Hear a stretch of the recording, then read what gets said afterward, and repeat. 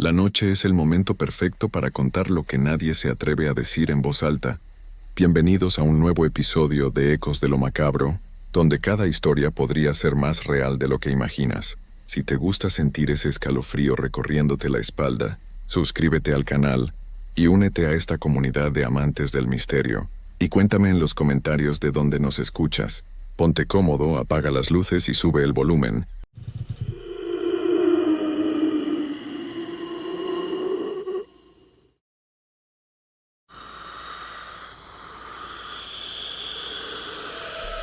Una experiencia que mi primo me contó hace años y que nunca he podido olvidar. Él trabajaba instalando internet en pueblos alejados y siempre decía que había lugares donde las cosas no eran normales. Esta historia me la relató una noche de diciembre, con la voz temblorosa y los ojos perdidos, como si todavía estuviera viviendo lo que pasó. Mi nombre es Roberto Castillo Mendoza y soy de Guadalajara, Jalisco. Llevo casi 10 años trabajando como técnico, instalador de internet para una empresa que se especializa en llevar conexión a los pueblos más alejados del país. He recorrido montañas, desiertos y selvas, pero nunca pensé que mi trabajo me llevaría a vivir algo que cambiaría mi vida para siempre. Era un jueves de octubre del año pasado, cuando recibí la orden de trabajo más extraña que había tenido en mi carrera.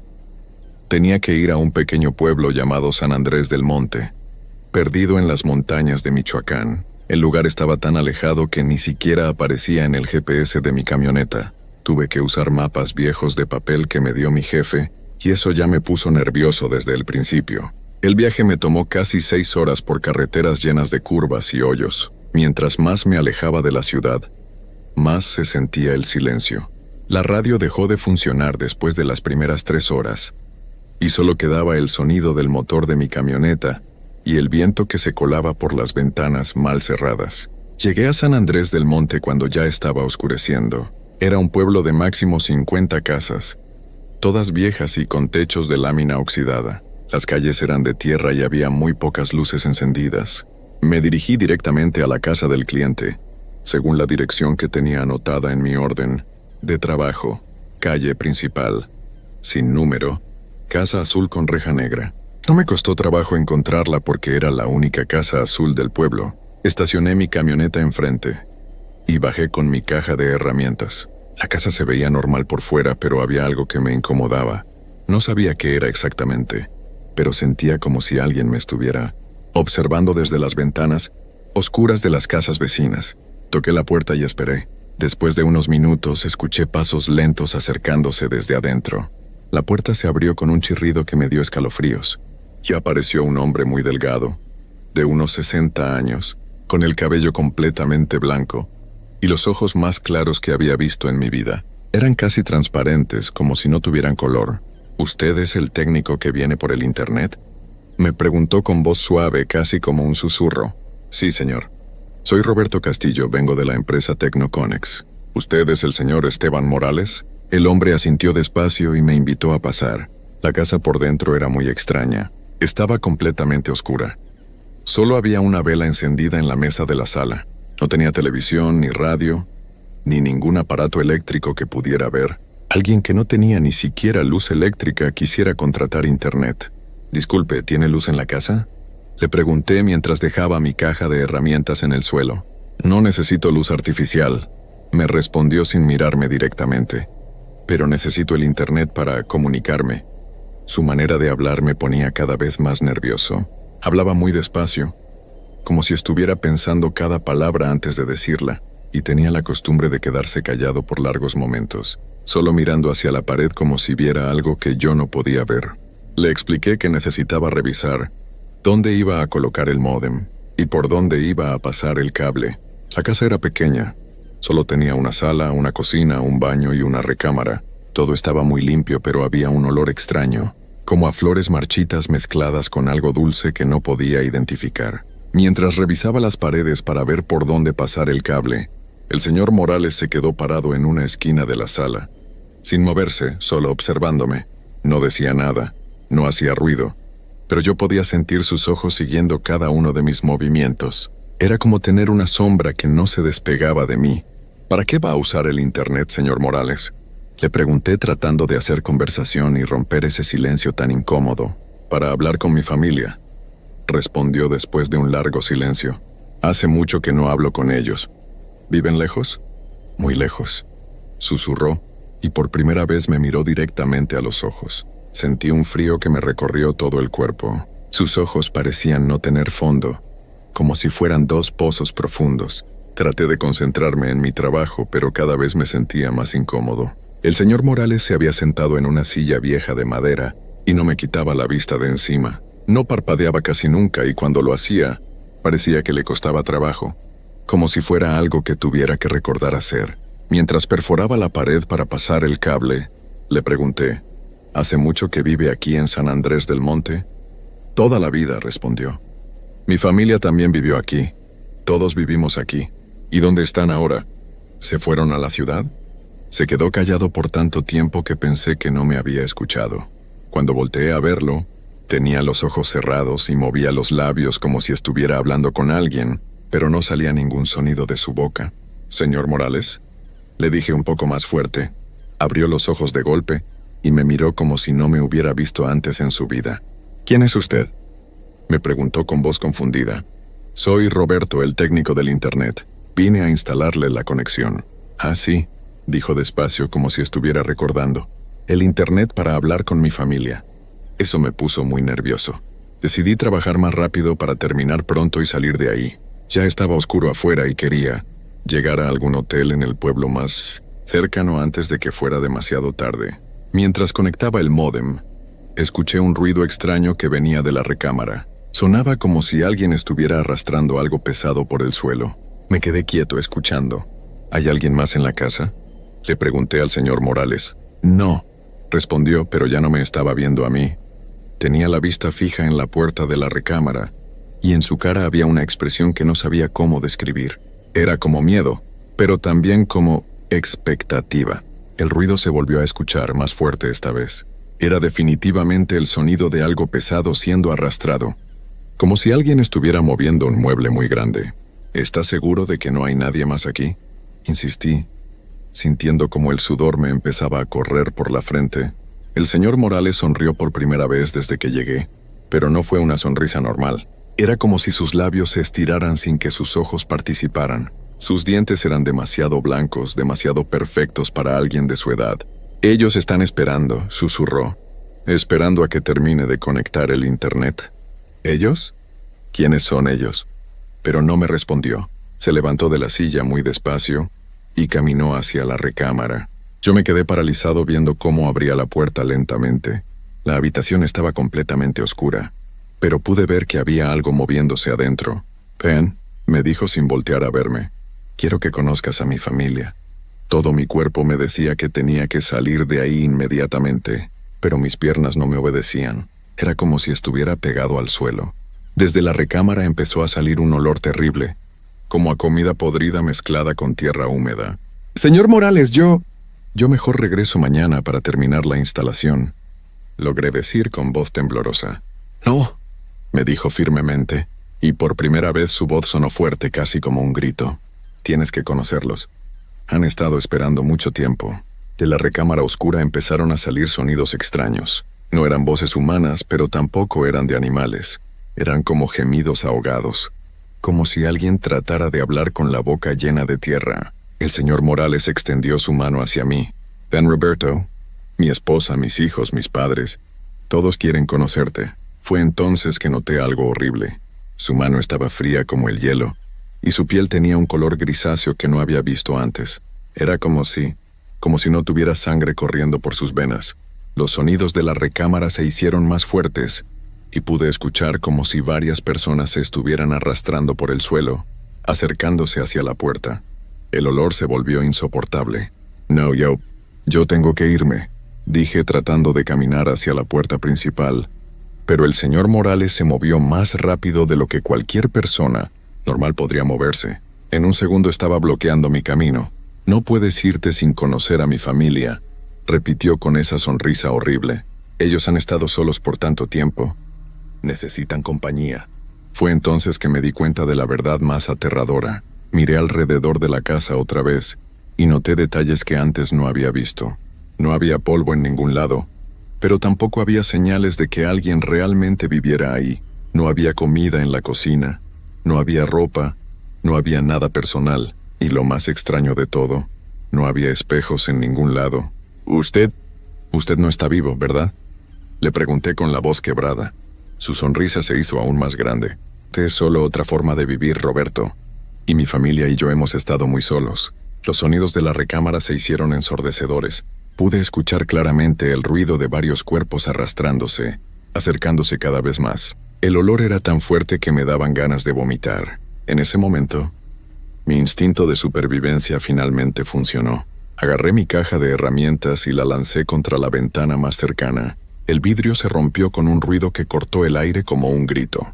«¡No puedes irte!», gritó el señor Morales, pero su voz ya no sonaba humana. Era como el sonido del viento pasando por una cueva profunda. Salté por la ventana rota sin importarme. Las cortadas que me hicieron los vidrios en los brazos y las piernas. Caí sobre la tierra dura del patio y corrí hacia mi camioneta como nunca había corrido en mi vida.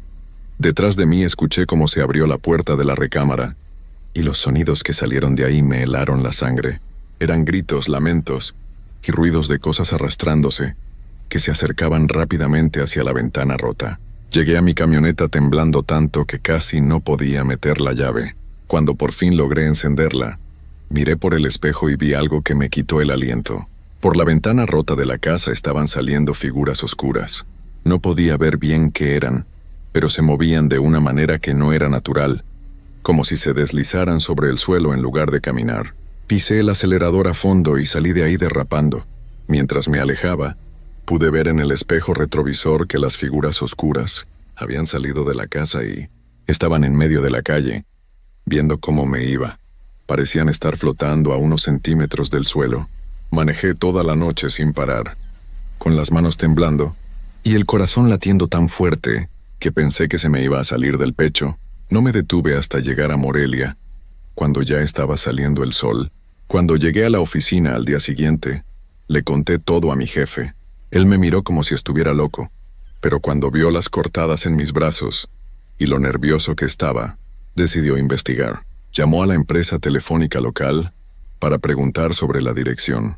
Lo que descubrió me dejó sin poder dormir durante semanas. La casa azul de la calle principal había estado abandonada durante más de 20 años. El último inquilino había sido un hombre llamado Esteban Morales, quien había desaparecido junto con toda su familia una noche de octubre.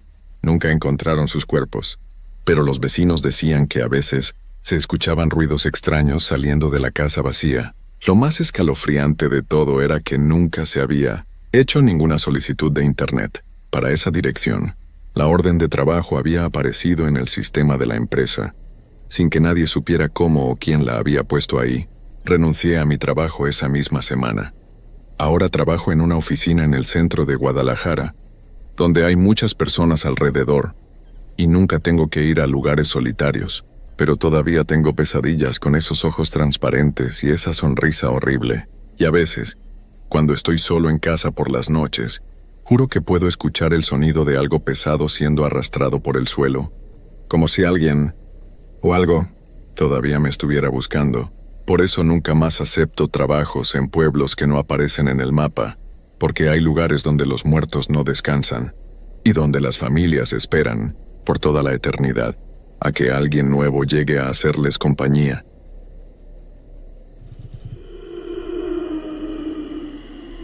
Me llamo Ramón Guadalupe Morales y soy de San Luis Potosí. Tengo 42 años y he trabajado en construcción toda mi vida. Lo que voy a contar pasó hace 3 años, cuando me fui a trabajar a un pueblo que se llama Cerro Azul, allá en la Sierra de Nuevo León. Era una obra grande.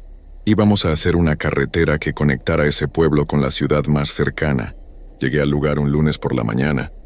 El pueblo era muy pequeño, apenas unas cuantas casas de adobe y una iglesia vieja. La gente de ahí era muy callada y siempre nos veían con desconfianza cuando pasábamos por las calles. Nosotros éramos como 20 trabajadores, todos de diferentes estados. Nos quedábamos en unas casas de campaña que la empresa había puesto cerca de donde empezaba la obra.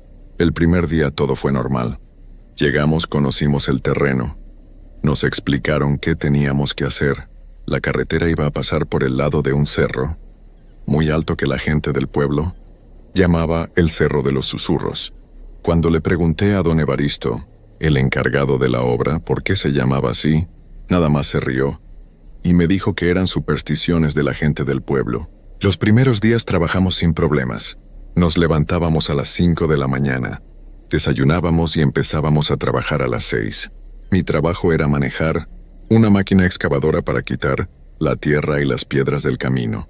Me gustaba porque podía estar solo, sin que nadie me molestara, escuchando música en mis audífonos. Pero el miércoles de la segunda semana empezaron a pasar cosas raras. Ese día estaba trabajando cerca del cerro, como a unos 50 metros de donde empezaba la subida. Eran como las 2 de la tarde y hacía mucho calor. De repente, escuché que alguien me gritaba mi nombre. Me quité los audífonos y miré hacia todos lados, pero no vi a nadie. Pensé que había sido mi imaginación y seguí trabajando, pero volvió a pasar. Esta vez escuché muy claro que alguien gritaba, «Ramón, Ramón», con una voz muy aguda como de niño. Apagué la máquina y me bajé para ver quién era. Caminé hacia donde había escuchado la voz, pero no encontré a nadie. Lo raro es que la voz parecía venir de arriba, como si alguien estuviera gritando desde las ramas de los árboles. Le pregunté a mis compañeros si habían escuchado algo, pero todos me dijeron que no. Sergio, que trabajaba cerca de mí, me dijo que él no había escuchado nada raro, pero que desde hacía 2 días se sentía como si alguien lo estuviera viendo desde el cerro. Pensamos que tal vez era algún animal o gente del pueblo que nos estaba vigilando. Esa noche, cuando estábamos cenando en el campamento, llegó don Evaristo con una cara muy seria. Nos dijo que habían encontrado unas herramientas tiradas en el bosque, como a 1 kilómetro de donde estábamos trabajando. Eran herramientas nuestras, un martillo, una pala y unos cables que habíamos dejado guardados en una caja con candado. Lo extraño es que nadie recordaba haber perdido esas herramientas, y la caja seguía cerrada. A lo mejor fue algún animal que se las llevó, dijo Carlos, uno de los más jóvenes del grupo. Pero don Evaristo negó con la cabeza. Los animales no abren cajas con candado, nos dijo, y tampoco las llevan tan lejos y las dejan ordenaditas en una fila, como si fuera un altar. Eso me dio escalofríos. ¿Un altar? ¿Quién haría un altar con nuestras herramientas? Al día siguiente, jueves, decidí trabajar más cerca del campamento, pero no sirvió de nada. Como a las 10 de la mañana, cuando estaba removiendo unas piedras grandes y algo que me heló la sangre, del otro lado del cerro, entre los árboles, vi una figura pequeña que me estaba viendo. Era como de 1 metro de altura, muy flaca, y tenía algo en la cabeza que parecía un sombrero puntiagudo. Me quedé viendo fijamente para estar seguro de que no era mi imaginación. La figura se movió, se escondió detrás de un árbol y luego volvió a salir. Parecía estar jugando conmigo, como si quisiera que la viera.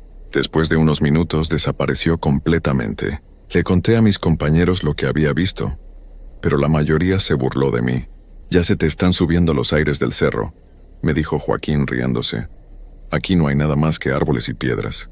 Pero Pedro, que era el más viejo del grupo, se me acercó en la tarde y me dijo en voz baja, «Yo también he visto cosas raras, figuras pequeñas que se mueven entre los árboles, y en las noches se escuchan risitas que vienen del cerro». Esa noche no pude dormir bien. Cada vez que me quedaba dormido escuchaba ruidos afuera de mi tienda de campaña. Eran como pasos pequeños, como si alguien estuviera caminando alrededor del campamento. También escuchaba risitas y voces que susurraban cosas que no entendía. Una vez me pareció escuchar que decían mi nombre, pero muy bajito, como si estuvieran tratando de no despertarme. El viernes por la mañana, cuando me levanté, encontré que mis botas estaban llenas de tierra y hojas, aunque las había dejado limpias la noche anterior. Pero lo más raro es que la tierra tenía un olor muy fuerte a humedad, y a algo que no pude identificar, como si hubiera estado en un lugar muy profundo bajo la tierra. Ese día decidí trabajar junto con Sergio y Carlos. No quería estar solo después de todo lo que había visto y escuchado. Estábamos quitando unas rocas grandes, cuando escuchamos algo que nos heló la sangre a los 3. Eran como tambores que sonaban desde adentro del cerro, pero muy bajito, como si estuviera muy lejos. El sonido duraba unos segundos y luego paraba. Después volvía a empezar. ¿Ustedes escuchan eso?, les pregunté. Los dos asintieron con la cabeza, se veían muy pálidos. Carlos apagó su máquina y nos quedamos en silencio, escuchando. Los tambores siguieron sonando como por 10 minutos, siempre con el mismo ritmo: pum, pum, pum, pausa, pum, pum, pum, pausa. Vámonos de aquí, dijo Sergio. Esto no me gusta nada. Pero justo cuando íbamos a caminar hacia el campamento, vimos algo que nos dejó paralizados. Del cerro empezaron a salir figuras pequeñas como de 1 metro de altura. Eran como 10 o 12, todas caminando en fila una detrás de la otra. Tenían sombreros puntiagudos y ropa que parecía hecha de hojas y ramas. Las figuras se detuvieron como a 20 metros de nosotros y se pusieron en círculo. No podíamos ver bien sus caras porque estaban en la sombra, pero se quedaron ahí parados, viéndonos. Nadie se movía, ni ellos ni nosotros. El aire se sintió muy pesado, como antes de una tormenta, y ya no se escuchaban ni los pájaros ni el viento. De repente, la figura que estaba al frente del círculo levantó algo en las manos. Era una de nuestras herramientas, un desarmador que había desaparecido 2 días antes. Lo levantó hacia el cielo y empezó a hacer movimientos raros con él, como si estuviera dibujando algo en el aire. «Son duendes», susurró Carlos. Mi abuela me contaba de estos seres. Dice que viven en los cerros y que no les gusta que la gente invada su territorio. Los duendes se quedaron ahí como 5 minutos más, siempre en silencio, siempre viéndonos. Después, uno por uno, empezaron a caminar hacia atrás sin darnos la espalda, hasta que desaparecieron entre los árboles del cerro. El último en irse fue el que tenía nuestro desarmador. Antes de desaparecer, clavó la herramienta en la tierra y la dejó ahí. Nos quedamos esperando como media hora antes de atrevernos a movernos. Cuando finalmente fuimos a revisar, encontramos el desarmador clavado en el suelo, pero alrededor había un círculo, perfecto, de piedras pequeñas que no estaban ahí antes. En el centro del círculo había flores silvestres y unas ramitas, ordenadas de una forma muy rara. Esa noche hubo una junta de emergencia. Don Evaristo nos dijo que varios trabajadores habían visto cosas similares y que algunos querían renunciar. Yo no creo en esas tonterías, nos dijo. Pero si ustedes no se sienten seguros, mejor paramos el trabajo unos días. Pero los duendes no nos iban a dejar en paz tan fácil. Esa misma noche, todos en el campamento escuchamos ruidos muy raros. Eran como si estuvieran moviendo nuestras máquinas. Pero cuando salíamos a ver, todo estaba en su lugar. También escuchamos voces que cantaban canciones que no conocíamos, pero que sonaban muy antiguas, como de otra época. A las 3 de la mañana Pedro me despertó muy nervioso. «Ramón, ven a ver esto», me dijo. Salí de mi tienda y vi algo que nunca voy a olvidar. Todas nuestras herramientas estaban ordenadas en el suelo, formando figuras geométricas perfectas, círculos, triángulos, cuadrados. Pero lo más impresionante es que estaban brillando con una luz azul muy tenue, como si tuvieran luz propia. Los duendes estaban parados alrededor de las herramientas, como 30 o 40 de ellos. Algunos eran muy pequeños, como niños, y otros eran un poco más altos. Todos tenían esos sombreros puntiagudos y ropa hecha de cosas del bosque. Sus caras eran arrugadas como las de los viejitos, pero sus ojos brillaban como estrellas. El que parecía ser el jefe se acercó hacia nosotros. Caminaba muy despacio, sin hacer ruido, como si flotara sobre la tierra. Cuando estuvo cerca, levantó una mano y habló. Su voz era muy extraña, como si viniera de muy lejos. «Ustedes han venido a lastimar nuestro hogar. El cerro es sagrado. Sus máquinas despiertan a los que duermen en las profundidades». Don Evaristo, que estaba temblando pero trataba de verse valiente, le contestó: «Nosotros solo estamos trabajando. No queremos lastimar a nadie». El duende jefe negó con la cabeza. «El camino que quieren hacer pasa por encima de nuestros túneles. Ahí viven nuestros ancestros, los que vinieron antes que los humanos. Si siguen, despertarán cosas que es mejor que sigan durmiendo». En ese momento, empezamos a escuchar ruidos que venían de debajo de la tierra. Eran como gemidos y lamentos, como si hubiera gente enterrada que estuviera tratando de salir. El suelo empezó a temblar un poco, y vimos que se abrían grietas pequeñas cerca del cerro. «Váyanse ahora», dijo el duende jefe. «Tomen sus cosas y no regresen. Si vuelven, no podremos protegerlos de lo que viene de abajo». No tuvimos que pensarlo 2 veces. En menos de 2 horas teníamos todo empacado y estábamos listos para irnos. Los duendes se quedaron viendo hasta que nos fuimos. Siempre en silencio, siempre con esos ojos que brillaban en la oscuridad. La empresa intentó mandar otro grupo de trabajadores un mes después, pero pasó lo mismo. Al final decidieron cancelar el proyecto y buscar otra ruta para la carretera, una que no pasara cerca del Cerro de los Susurros. Yo nunca he vuelto por esos lugares y no pienso hacerlo, pero a veces en las noches muy silenciosas, todavía escucho esos tambores que vienen del cerro, y sé que los duendes siguen ahí, cuidando su territorio y protegiendo los secretos que duermen bajo la tierra. Desde entonces, cada vez que empiezo un trabajo nuevo en lugares alejados, siempre pregunto a la gente del lugar si han visto cosas raras. Y si me dicen que sí, mejor busco trabajo en otro lado, porque hay cosas en este mundo que es mejor dejar en paz.